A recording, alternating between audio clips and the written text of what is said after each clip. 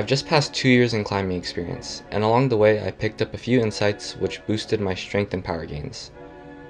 Evidently, my previous abilities were lacking in skillfulness, but over time, I learned to move with some grace and finesse. This is the beginning of my training journal where I air out what's on my mind during sessions and share some concepts that might be helpful to others. Coffee is essential to a good session, of course, followed by jumping jacks, which are heavily slept on warm-up. I found that they tend to open up everything and they really get you feeling oiled up. I also warmed up the scapulas and fingers a little bit before hopping on some V2s and V3s that were put up recently. Ka-chow.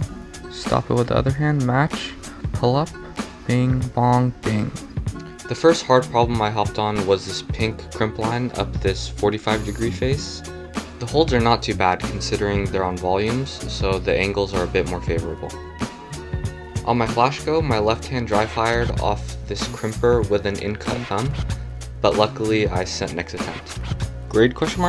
It's really hard to tell what a problem is like on video, so here's a reference of the wall angle. And on to the 2016 moonboard, which I've been starting to use more often. I've noticed my raw pulling strength is currently my weakest link, so I'm using the moonboard as a tool to sort of remedy that. This is my flash go on the 7B Plus, which seemed to fit my style pretty well. After learning this move that I fell on, I was able to collect the sand on this problem, which in my opinion felt more like 7B. And notice here in a second, when I hit this black crimp, I'm going to cut feet and use my left foot to sort of bring my right foot closer so I can save some core energy. When going for the top hold, I banked my elbow on the surrounding holds, but was somehow able to recover, which definitely surprised me. After being able to somewhat easily walk that problem, I gained some confidence and tried this actual V9, which I found skipping this first hold was actually easier. The pogo move is really precise and I wasn't able to connect it, but definitely got some good progress on it.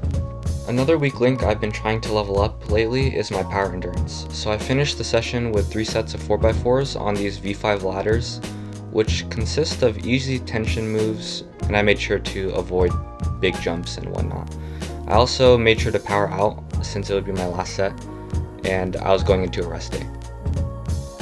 Comment any tips you might have, as I'm going to start documenting my sessions going forward, and I'll share them similar to this. Thanks.